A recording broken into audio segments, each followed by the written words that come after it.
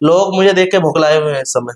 इसको चुनाव में नहीं उतरना चाहिए। गरीब को हर आदमी दबा लेता है। हमारे सभासद महोदय जो है इस मौके के, उन्होंने भी अपने ही बंदों के नाम लिखवाए हैं। नमस्कार दोस्तों, मैं हूं सुशील कुमार। आप देख रहे हैं प्राइम उत्तराखंड न्यूज। हमारा कार्यक्रम मेरा शहर मेरी पहचान में आज हमारे साथ जुड़े हुए हैं दीपांशु जी, जो कि वार्ड नंबर 1 से चुनाव लड़ रहे हैं। आइए बात करते हैं दीपांशु जी से। दीपांशु जी, प्राइम उत्तराखंड न्यूज में आपका बहुत बहुत स्वागत है। धन्यवाद सुशील जी। दीपांशु जी, आप वार्ड नंबर 1 से चुनाव लड़ रहे हैं और ये चर्चा का विषय भी बना हुआ है। आखिर ऐसा क्या लगा कि आपको वार्ड नंबर 1 से चुनाव लड़ना चाहिए? जी, मुझे आपने जैसा सवाल पूछा, आपने बिल्कुल ठीक पूछा। चर्चा का विषय है। लोग मुझे देख के भुखलाए हुए हैं इस समय कि ये चुनाव में कैसे उतरा। ये गरीब परिवार का है, इसको चुनाव में नहीं उतरना चाहिए। गरीब को हर आदमी दबा लेता है। सभी लोग इसलिए भुखलाए हुए हैं। दीपांशु जी, बात करी जाए, आप वार्ड नंबर 1 से चुनाव लड़ रहे हैं, जहाँ के सभासद रामोदार जी हैं, जो पिछले चार चार बार के सभासद रह चुके हैं, और भी व्यक्ति हैं जो कि चुनाव लड़ रहे हैं। उसको लेकर देखा जाए तो आप अपने आप को बताते हैं कि गरीब परिवार से हो, और बाकी जो व्यक्ति हैं वो, जहाँ तक मेरा मानना है, सभी अच्छे घरों से हैं। तो आप किस प्रकार से इनको टक्कर दे पाएंगे? जी, मेरे लिए जनता का आदेश सर्वोपरि है और जनता के बीच में आया हूँ। जनता मुझे, पूर्ण विश्वास है, जनता मुझे जिताएगी और मुझे अपना आशीर्वाद देगी। उनका जो बल है वो चूर-चूर होगा। अ, दीपांशु जी, बात करी जाए, आप चुनाव लड़ रहे हैं और भी प्रत्याशी हैं। चुनाव के बाद जैसे ही आपकी चर्चा हुई है शहर में कि दीपांशु जी वार्ड नंबर 1 से चुनाव लड़ रहे हैं, अन्य प्रत्याशी की क्या प्रतिक्रिया है इस समय? वो उस समय पूरे बौखलाए हुए हैं कि ये कैसे आया इस चुनाव में। ये तो हमें वोट देता था, अब इस समय कैसा आया?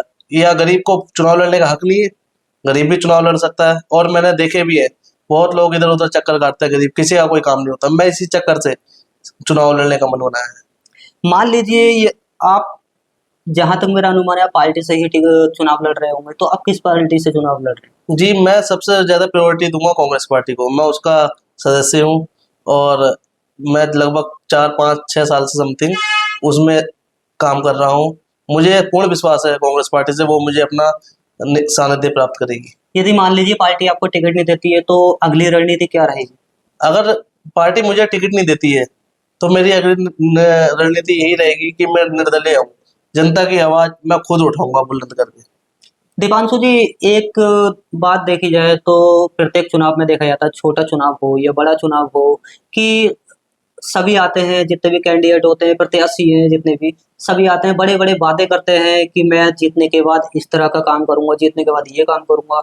लेकिन समय बदलने के बाद जैसे ही वो जीतते हैं, उसके बाद ना तो वो शहर की ओर देखते हैं, ना जनता की ओर देखते हैं, और यहाँ तक कि कोई उनसे मिलने की भी कोशिश करता है तो बाबूजी आज बाहर हैं।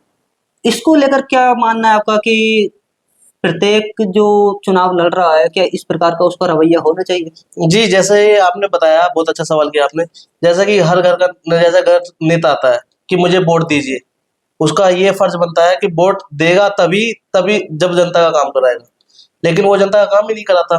उसमें सीधा-सीधा क्या दिखाई देता है कि उसने कमा लिया, बैठ गया घर, और फिर जनता के कोई काम नहीं आता। मैं इस बात को स्पष्ट कह देना चाहता हूँ कि मेरे पास जो आएगा या मैं जिसके पास जो जाऊँगा, उसका सबसे पहले काम होगा, मुझे वोट का लालच नहीं है। मैं सबसे पहले जनता के हित में कार्य करूँगा। यदि दीपांशु जी आप चुनाव लड़ रहे हैं, आप जीत जाते हैं, जनता आपको आशीर्वाद प्रदान भी कर देती है, तो आप सबसे पहला ऐसा क्या कार्य है जो कि आपको सबसे पहले कराना है? जी, मैं वकालत की पढ़ाई कर रहा हूँ इस समय और मैं कोर्ट में प्रैक्टिस करने जाता हूँ कभी-कभी। वहाँ मैं देखता हूँ अपने ही तबके के लोग, गरीब समाज को, वो इधर-उधर की ठोकरें खा के रहते हैं। तो सबसे पहले मैं यही चाहूँगा कि उनको कहीं ठोकर खाने की ज़रूरत नहीं पड़े। मैं उनके सामने खुद समक्ष होकर मौजूद रहूँ और उनका काम कराऊँ। दीपांशु जी, बात करी जाए वार्ड मेंबर साहब, इससे पूर्व रामूतार जी यहाँ के मेंबर साहब हैं। कुछ कार्य, क्या आपको लगता है कि अभी भी कुछ कार्य ऐसे हैं जो कि वो नहीं करा पाए हैं और आप जीतने के बाद उन कार्यों को पूरा करेंगे? जी, सबसे पहले मैं प्रायोरिटी इस काम को देता हूँ। ये जो आप सभी को पता है, आपको भी पता है कि अभी बाजपुर में जल भराव था, कितना जल भराव था उसमें, और चेक सभी को दिए गए अधिकारी द्वारा। और हमारे सभासद महोदय जो है इस मौके के, उन्होंने भी अपने ही बंदों के नाम लिखवाए हैं। अब सिर्फ मैं अब ये भी गिनती भी बता देता हूँ, आपको यहाँ बता देता हूँ, 200 बंदों के नाम लिखवाए हैं उन्होंने। सिर्फ 200 के ही खाते में आए हैं, लेकिन लिस्ट 800 बंदों की पहुंची। 600 लोगों का क्या नुकसान नहीं हुआ उसमें?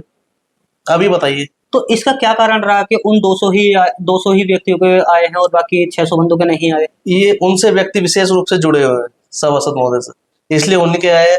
बाकी लोग चक्कर काट रहे हैं पटवारी के, पटवारी भी सुनकर नहीं दे रहा, कोई अधिकारी नहीं सुन रहा उनकी, क्योंकि मौके के सभासद है, वो तो दबा लेंगे इस समय।